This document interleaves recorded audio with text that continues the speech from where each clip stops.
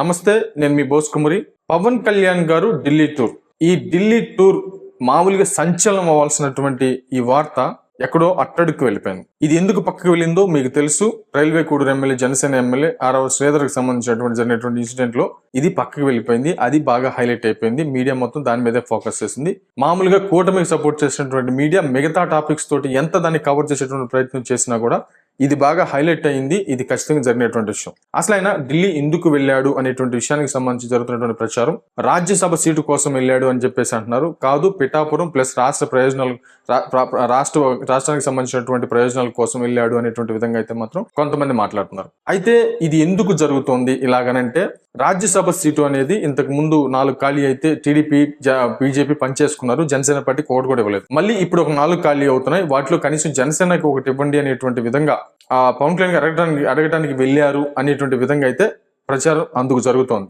ఇకపోతే ఏంటంటే, పిఠాపురానికి సంబంధించినటువంటి చాలా సమస్యలు అలాగే ఉండిపోయినాయి. అదేవిధంగా ఈ లడ్డూ ఇష్యూకి సంబంధించి కానీ, రాష్ట్రంలో జరుగుతున్నటువంటి పరిస్థితులకు సంబంధించి కానీ, జరుగుతున్నటువంటి కుట్రలు కానీ, ప్లస్ వైసీపీ పార్టీకి సంబంధించి రెచ్చిపోతున్నటువంటి విధానాలు కానీ, ఇవన్నీ కూడా ఒక కారణాలు అయితే, ప్లస్ అది కాకుండా రాష్ట్రంలో రావాల్సినటువంటి నిధులు ఇప్పుడు ఏంటంటే, చంద్రబాబు నాయుడు గారి కంటే పవన్ కళ్యాణ్ గారిని ఎక్కువగా అక్కడికి పంపించడం, వాళ్ళతో కాంటాక్ట్లో ఉండటం, ఇవన్నీ జరుగుతూ వస్తున్నాయి. కాబట్టి ఆ వేలో పంపించారా అనేటువంటి ఒక కోణం. ఈ రెండు జరగడంతో పాటు ఈయన రాజ్యసభ సీటు కావాలంటే డైరెక్ట్ గా చంద్రబాబు నాయుడు గారిని అడగొచ్చు కదా, కానీ ఎందుకు పవన్ కళ్యాణ్ గారు వెళ్ళారనేటువంటి ప్రశ్న, ఇవన్నీ కూడా జరుగుతున్నాయి. ఇకపోతే దీంట్లో మనం అర్థం చేసుకోవాల్సినటువంటి విషయం ఏంటంటే, రాజ్యసభ సీటు అనేది ఖచ్చితంగా జనసేన పార్టీకి వాటాలో భాగంగా ఇవ్వాలి.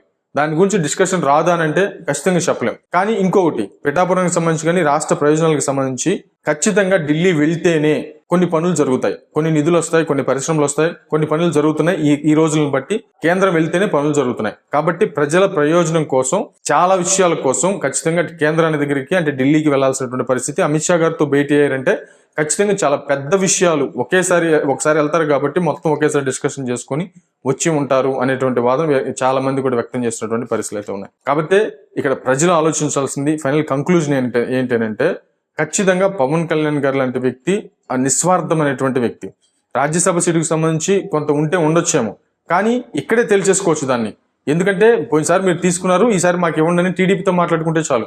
కానీ అక్కడికి వెళ్ళాల్సినటువంటి పరిస్థితి లేదు. ఎందుకో మొత్తానికి చాలా పెద్ద ప్రాజెక్టు కోసం, చాలా పెద్ద నిధుల కోసం వెళ్ళాడు అనేటువంటి విధంగా అయితే మాత్రం ఖచ్చితంగా చాలా మంది మాట్లాడుకున్నదే నిజమవచ్చు అనేది నా అభిప్రాయం. మరి ఏమైతే చూద్దాం, మీరేమంటారు?